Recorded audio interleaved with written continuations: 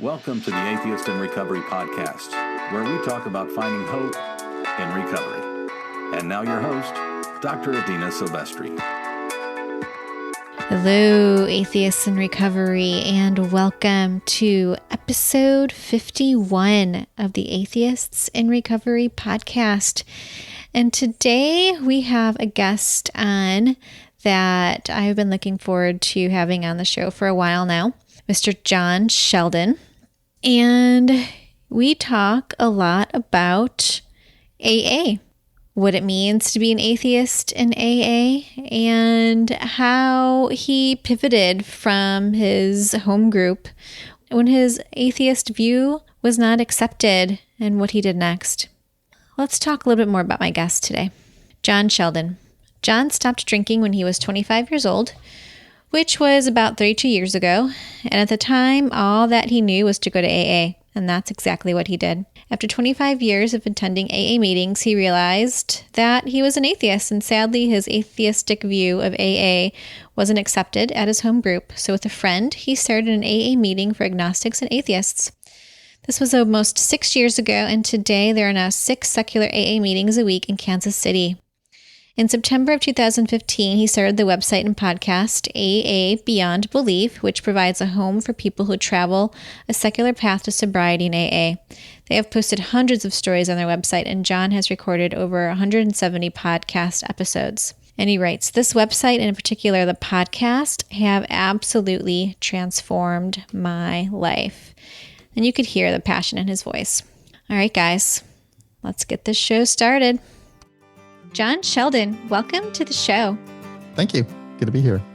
Yeah, I'm excited to have you on. I've been a fan of yours for a while now, and I believe it was our mutual friend Joe C. from Rebellion Dogs podcast that initially told me about you and your podcast. Yeah, Joe's great. So I thought I'd start this conversation like I do all of them by inquiring about your spiritual background from childhood. Well, my parents come from the southeastern United States, a little town in Florida, and they were raised Baptist. And in my very early years, and I mean very early, before I was 6 years old, we would go to church. We'd go to a Baptist church, and my father even taught Sunday school. But my father was military, and he went to Vietnam and came back. And a lot of change occurred in our household when he came back. And one of those is we didn't have anything more to do with religion, which really turned out to be helpful for me because I grew up without any idea of what religion involved. I didn't know the difference between a Catholic and a Protestant. I didn't know anything about the Bible. I knew nothing about religion whatsoever. So I wouldn't have even described myself as an atheist. It was just not anything that I considered. But as you get out into the world, oh boy, all of a sudden religion becomes really important. And Yes. That's when it started to become a problem, when because I felt like, man, there must be something wrong with me because I can't believe this. I can't believe in a God.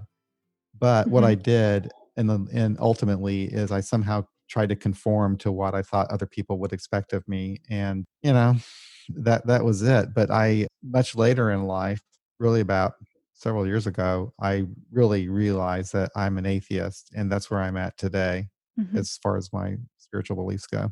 Yeah, and I'm sure this will weave itself into your recovery story. And I'm wondering if you could tell us a little bit about that, about your journey. Sure. Yeah. Well, I started young and I ended young. I started drinking before I was even a teenager. As I said, I grew up in a military family, and my father used to have these huge parties, and all these Army people come over and so forth. And boy, as a 8, 9, 10-year-old, after these parties, I'd go down and I'd drink the leftover alcohol that was in the glasses after the party. And I didn't know what I was doing, but looking back on it, I know educating myself even then. Got drunk for the first time when I was maybe 12, and it was immediately a terrible experience for me. And I immediately had felt the shame of doing what I did, and swore I wouldn't do it again. And I didn't drink till I got into high school. And at that point, This is the 1970s, and most of our parents were happy that we were drinking as long as we didn't do drugs. That was the deal. And society as a whole didn't have a problem with drinking. For example, we would get beer and drive around in our cars and get drunk, basically. And if the police Mhm. ever found us, this is back in mid 70s, it was not a big deal. It was just pour out your beer, boys, and going home type thing. Mhm. But what happened with me is my drinking was never really normal, but it just became worse over a period of time. And by the time I was in my well, no, really, by the time I was 19 is when I first thought about getting help. And what happened there was I was in college and I was having problems with drinking and having a life at the same time. And there was an ad for Alcoholics Anonymous in the newspaper, and I thought about going to that meeting. And I just said to myself, "No, I just can't. I'm just too young. This is crazy." And that word alcoholic was really something that prevented me from getting help at that time because I didn't think that I was an alcoholic. I thought I was way too young for that. So anyway, Mm. life got worse, and I ended up living with my parents when I was 20, 21. And my mother committed suicide when I was just shortly after my 21st birthday. Wow. And I was there, and it was a traumatic experience for me. And my drinking accelerated for the next 5 years. And so for the next 5 years, I was probably, it's really hard, it's 30 years ago now, so it's hard for me to remember it properly, but I was either drunk or sick from being drunk, and I was constantly dealing with problems related to my drinking. And so after what happened, I started getting arrested for drunk driving. Now it's the 1980s, and they're taking Mhm. drinking and driving a lot more seriously than they did when I was a kid in the 70s. So I got 3 DUIs, and each one was about a year apart. And on that third one, I lost everything. I lost my job Mm. and my apartment and everything. And Mm. so that's when I decided I needed help, and I went to AA, and I've been sober ever since. And I'm going on, I think it's 1988, so 31 years now, going on 32. I think I have to do the math. Yeah, but it's been a long time. Yeah, thank you for sharing that powerful story. I wonder if you could talk a little bit about your experience with AA. And, we've mentioned in talking before that you didn't find a sort of sense of belonging when you went to AA. And I don't know where you were in the process of your recovery, but yeah, So you could talk about that. yeah, so AA really surprised me. So growing up, we all know about Alcoholics Anonymous, and we know it from the movies, we know it from Yeah. reading in the newspaper and so forth. But I never knew that there was anything having to do with God in AA. I had no idea. And so at this first meeting that I went to, there's God written all over the walls on his steps and everything. And they pray at the beginning of the meeting, they hold hands and pray at the end of the meeting. On one hand, I felt comfortable that I was in a place where with people who understood me. But at the Mhm. end of the meeting, when they held hands to say the Lord's Prayer, I once again felt that sense of being different because that's not my experience to pray with Mhm. people. It's not what I do. I don't do that. And I felt uncomfortable doing that. But my life was so bad that I kept coming back, and I began to rationalize in the beginning the religious aspects of AA, and it can be pretty heavy, and it depends on the Yeah. people that you're talking to. But I would rationalize and I'd say, okay, so these people are doing these things, they're praying and they have God, all this stuff, and they must be getting some psychological benefit to it. So I even then I was thinking, I didn't even identify as an atheist, but even then I was trying to rationalize what they were doing Mhm. in a way that kind of made sense to me. But what's so powerful about Alcoholics Anonymous is that community. And Yeah. it's good, but it can also, and it helped me. But what I find disturbing as I look back at my experience was, without knowing it, I began to conform to what I thought the group would want to hear from me. Mm. And in AA you get this internal language, this jargon that I learned to speak. And when I spoke that, people approved. And the heads nodded up and down, he's got it. And I did that for a long time. And after 25 years, in AA, I finally came to the conclusion that I was an atheist. And I thought about the program and I looked at it in entirely practical terms, going almost back to where I was in the beginning when I tried to see some way that made sense. And it did. It Mm-hmm. made sense to me that finally that no, it's not what I believe that's important, it's what I do. And I began to Mm-hmm. express that in meetings. And I started getting some criticism. Can you tell me or tell the listeners what exactly you were expressing? I think that might be important. Yeah. Yeah. Well, one thing is what's important for me is that I'm sober because of what I do, not because of what I believe. And it's other people that have helped me. It's not a Mm-hmm. God. And I reject the entire language of higher power and so forth.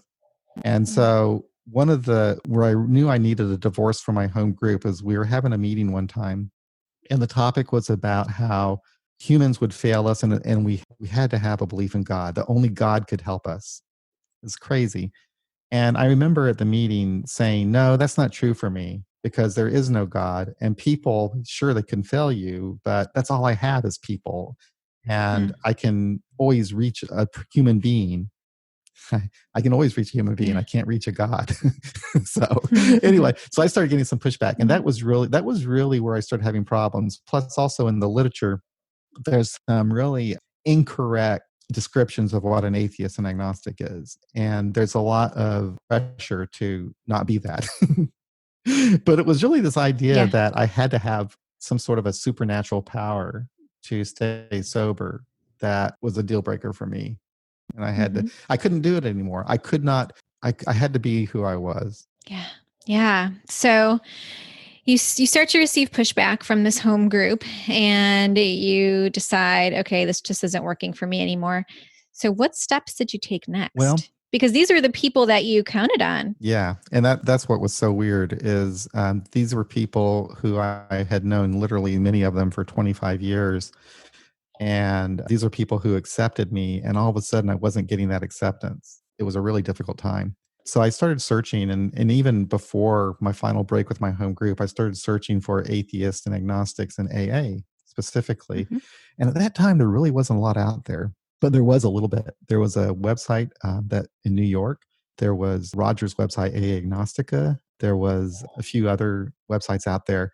Anyway, I learned that there have been atheists and agnostics in AA since 1975, and there were actually specific AA meetings that were designed specifically for atheists and agnostics, and I had no idea. Mm-hmm. And so I started to meet these people online and connect with them. And next thing I know, they're having a conference in California in Santa Monica. So I go to this conference in 2014, and now, at this time, I've already started an AA group in Kansas City for atheists and agnostics. I started that in Okay. July, in July of 2014, I guess. And in November of 2014, I go to Santa Monica and I meet all these people from all over the world who are atheists and agnostics in AA. Mm-hmm. And it just changed everything for me. It was huge. And actually I became more involved in my recovery and in Alcoholics Anonymous. And it was just a huge deal for me. So that was the first conference that we ever had. And we've had now 3 of them. I've been to all of them. So Mm-hmm. it's just been amazing. Yeah. Yeah. I hope to go to my first one. Well, it was supposed to be this year, but because of COVID-19, I guess it'll be next year. So. They're really interesting. What you'll find is that there's a huge variety of even people who identify as an atheist. They can't agree on anything other than we don't want to drink. That's basically it. But you'll have atheists who pray. You'll have atheists Yeah. who for whom it's important to have a spiritual experience. Then you have atheists who absolutely cannot stand that and will loudly debate you for even thinking of such a thing. And so there's just a huge variety of thought, which makes it interesting because at your Right. typical AA event, it's like everybody's pretty much in agreement that there's, but at these AA conferences for atheists and agnostics, you don't have that sense of that so much. But I mean, there's it's kind of hard to explain. It's not all black and white like that, but there's Yeah. more variety, I guess, of experience than you might find otherwise. And people will find that interesting. I think It's interesting. you think that an atheist is just, one way, but no, there's a huge variance in how they approach the program. And I've actually evolved a lot over the years, over the last 5 years. I've changed my views and thoughts, and probably will continue to. Yeah. Yeah. I change them, I think, on a daily basis. So, Yeah. but I've heard people in my practice and on the podcast say that when if they've come from a religious background, when they are in complete crisis, even if they identify as an atheist, they hit their knees. They go straight to with some of those old and true sort of habits and beliefs. And so I find that And interesting I as understand. well. I do the same thing. So I didn't grow up in a religion, but I grew up in AA. And the biggest the biggest thing in AA is the Serenity Prayer. Is huge, and I still to this day will recite the Serenity Prayer. And it's not that I think that Mm, there's some God out there that's listening to me and giving me anything, but I'm just saying the words helps me. It comforts me, and there's a lot of truth in that prayer of seeking the serenity to accept things I can't change, wisdom to and courage to change the things I can, and wisdom to the difference. That just summarizes my how I like to live my life now. So that is yeah. still an important part of how I live, I guess, is to keep that prayer part of my Yeah. repertoire, I guess. Yeah, yeah. Well, thank you for sharing that. I feel like a lot of individuals that I talk to struggle with AA and not fitting in, and so it's good to know that you can leave your home group and have the courage to do so just by putting your recovery first. Really. Yeah. Yeah, there are more and more now. There are a lot more secular AA groups, but you don't have to limit yourself to AA either. Mhm. Recently, I took the SMART training Hmm. and to become a facilitator for SMART recovery. And I don't know if I will follow through with that or not. But it's kind of interesting because I finished my training during this time when all of the meetings are online. So I haven't actually been to a in-face smart meeting. So I've gone to some of the online meetings, and they're huge right now because of COVID. And so there's be Yeah. like over 100 people in these meetings, but they're really interesting and they're very well presented. And so I've gotten a lot out of it. But Hmm. there are options out there for people besides just AA. You can go to AA meeting, you can go to a secular AA meeting, you can go to a smart meeting, all kinds of, and now more and more people are doing a lot of different sort of things online. In fact, I heard one of your guests in your podcast talk about, she likes to read recovery memoirs, and I love to do that too. And that's huge. Yeah. So yeah, there is an option. And AA is everywhere, and Hmm. the thing about AA, just like any other group, whether it be smart or anything else, your experience is going to depend upon whatever group you go to and whatever meeting you go to. There isn't just one way to say what AA is or what SMART is. It's going to Yeah. depend upon that particular group of people that you're meeting with. Yeah, I love that. And maybe just also, and I know this is hard, but to not be judgmental by going to different meetings, Yeah, right? yeah, yeah, Like of yeah. yourself, of others. Yeah, that's what frustrates me the most about the recovery community, but it's mainly an online thing, is you've got a group of people who absolutely hate AA, and I understand that. Mhm. There have been people who've been harmed by Alcoholics Anonymous, Mhm. and they're just passionate against AA. And then you have people who are, in the smart camp, and they think AA is bad. You got people in AA who think smart it's just crazy. But there's a whole new generation coming up who's like, oh, I just do whatever I works for me. Yeah, let's just build our own recovery system Yeah, day by day. yeah. It's like my generation and the people older than me are fighting the culture wars still, but there's a whole other group of people that are coming up that really don't want to get involved with that, and they just want to Yeah. do what works and what makes sense for them. And Yeah. oftentimes that's just finding some friends who to hang out with who support them. Yeah, have the same goals. Yeah. Yeah. Yeah, recovery goals. Yeah. So I thought we could switch gears now to talk about your rad Mm, podcast, AA Beyond Belief. It's been coming up on 5 yeah. years now, Yep. correct? Be 5 years in September. Yeah. So I want to read just a little bit about what AA Beyond Belief is, and it's more than just a podcast. So AA Beyond Belief is a refuge, a home in AA for agnostics, atheists, freethinkers, and all others who seek a secular path of recovery within Alcoholics Anonymous. And then you say the stories presented here reflect the broad and varied experience of those who choose to walk the secular path in AA. this is a big deal. I'm wondering what informed your decision to start this community? So back in 2015, Roger C. from Hamilton, Ontario, he has this site called AA Agnostica, which is huge in the secular AA community. And he wanted to retire and stop posting articles. So he asked me if I would create a site to succeed that. And I said, sure. And so I created AA Beyond Belief, and I wanted to have a podcast component.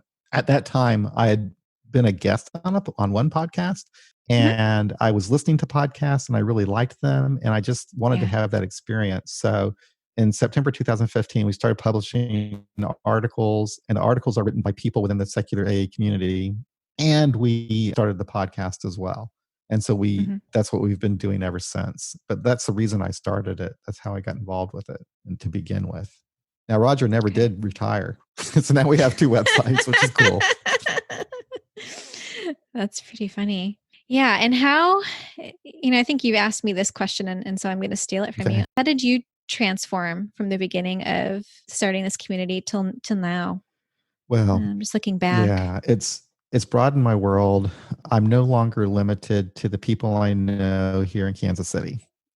I have met people from literally all over the world, and I've had the opportunity to get to know them. And listening to a person's story, that's really an intensely personal experience. And to this day, all these people I've talked to, their stories are still in my head. They really have touched me deeply, because when you're working on a podcast, it's not just the conversation that you're having at the time, but you later go back and you do the editing, so you're really listening to people. And I noticed that my listening skills have really improved quite a bit since I've been podcasting. In just my everyday conversations, I'm a bit of a better listener. So in that way, it's transformed me. It's sometimes overwhelming. I don't know how to describe this. I don't want to say it's overwhelming, but it's unbelievable when I hear from people who tell me, and the numbers of people who tell me that they are helped by that podcast. I never dreamed that it would touch so many people and make such a difference in a person's life. But I have had people write me and tell me that, and I just don't know what to do with that. It's like it's just incredible. But what it really is, it's not me. It's all these other people who come on the podcast and give this information.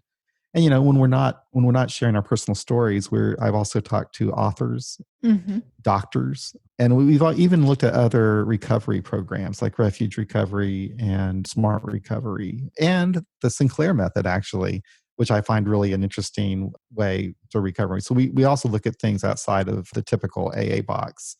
So. But I think if anything's changed me so much is that fact that it has broadened it. I've learned more, and I feel more connected to people outside of my local community here. Yeah, I love that. It just really expands your awareness when you're learning from people that aren't sort of in your wheelhouse, so to speak, that you would normally associate with. So yeah. So as we kind of wrap up today, I'm going to ask a question that a little out of the box, but if you could write a phrase or on a billboard, for all to see, what would it say? Oh, okay. Let's see. Well, I would say that your recovery isn't about what you believe; it's about what you do, and that might be controversial. It's not what you believe; it's what you do. I think that a person's actions mean more than what they believe. And I think that if we focus on the things that we do and the people that we know, and less on the beliefs that we might hold, the better off that we'll be. Anyway, I hope that isn't too controversial, but I don't mean to be, because I'm not saying I don't respect people who have beliefs in gods and so forth. I really don't. I respect their beliefs, but I just like the idea that, focus on what you do. Yeah. So, that might not be the best billboard in the world, but there you go. Yes, but it's your billboard. That's my billboard. I can change it. You can. You can change it tomorrow if you want to. Right. I probably will. All right. How can people best find you on the social? Okay, on social media, you can just search for AA Beyond Belief. We have a public Facebook page, and we also have a private Facebook group that you can join. You can find us on YouTube. Just search AA Beyond Belief. We have a YouTube channel. There's a lot of stuff there. We're doing live streams now. If you're interested, we do live streams on Friday, 7:00 Central, 8:00 Eastern, where it's a lot of fun. It's a live podcast. We have people call in with questions and comments, and people also commenting in the chat room. It's a lot of fun. We do that every Friday. It's kind of like having a party and a meeting at the same time. Sometimes they're lighthearted topics, sometimes more serious. And it's just a lot of fun. So if you'd like to do that, you can find us on YouTube as well. And then on our website, aabeyondbelief.org. Yeah. All right, John. Well, thanks again for being on the show. Well, thank you for having me. It was a lot of fun. I appreciate it. Thank you for listening to the Atheists in Recovery podcast. For more great info and to stay up to date, head over to atheistsandrecovery.com.